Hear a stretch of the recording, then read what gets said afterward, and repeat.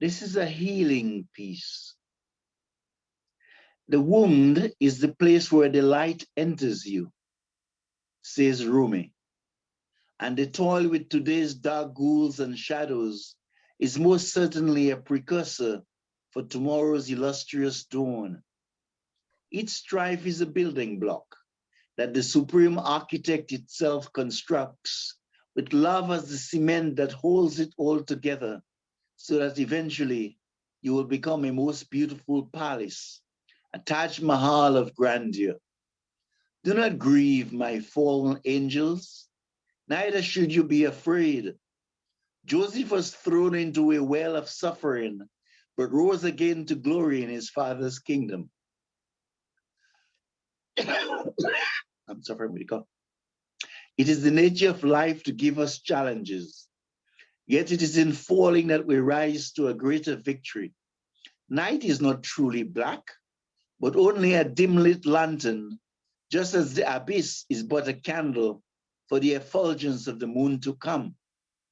Many fears are born out of loneliness and insecurity, a desire to love and be loved, to take control.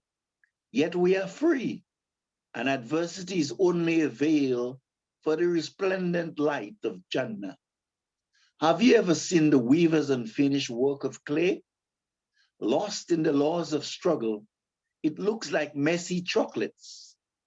Yet when it is complete, it's transformed into a most beautiful vase. Rain saturates the earth, which becomes mud. Yet the same soil is nurtured by the sanctity of sunlight, producing food, sunflowers, orchids, and other flowers of the most radiant beauty. The pain of the hammer and anvil is only a necessary flame to burn our impediments into an ascending love. The woodman's axe appears merciless when the oak is severed from its roots, yet it is only for a season until new roots spring up with summer. The challenge of the cross appears as a benchmark for modern living.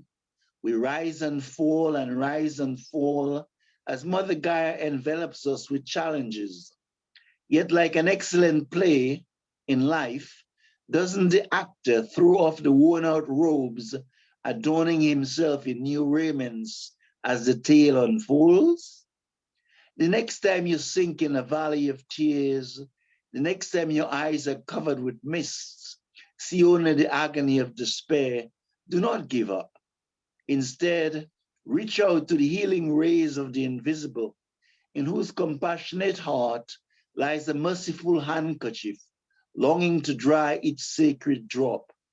Do not grieve, my sweet, sweet angels, for your wounds are only the place where the light enters you. Your scars are like passing clouds before the unfolding rays of the light of the unspoken. I'll do last one. It's a mystical poem. It's all about experience, inner experience. When love enters my interior castle, the ancient texts become alive. The sacred scrolls of the inner citadel conjoin like twins, stabbing my soul with the beauty of 1,000 roses. When love enters my interior castle, I feel a powerful thrill within, as both the visible and invisible enchants me. I have no words to express the joy of the soul, except to say that it manifests in nature and in the Tao of being. Sometimes this inner abundance is so consumed me like fire that I shed uncontrollable tears, even as my spirit weeps for Mother Earth. My heart swims in a sea of unspoken delight as magnolias cascade beauty and butterflies dance in a symphony of silent music. At night, the moon sits at my table as I glow in an ocean of my own luster. Stars waltz to the tempo of constellation, even as Andromeda weeps and my soul becomes fully alive, a child being fed on its mother's bosom. I spin and spin like one in the company of dervishes. I'm inebriated, overwhelmed by an unknown rhapsody, bathing my being in a river of peace.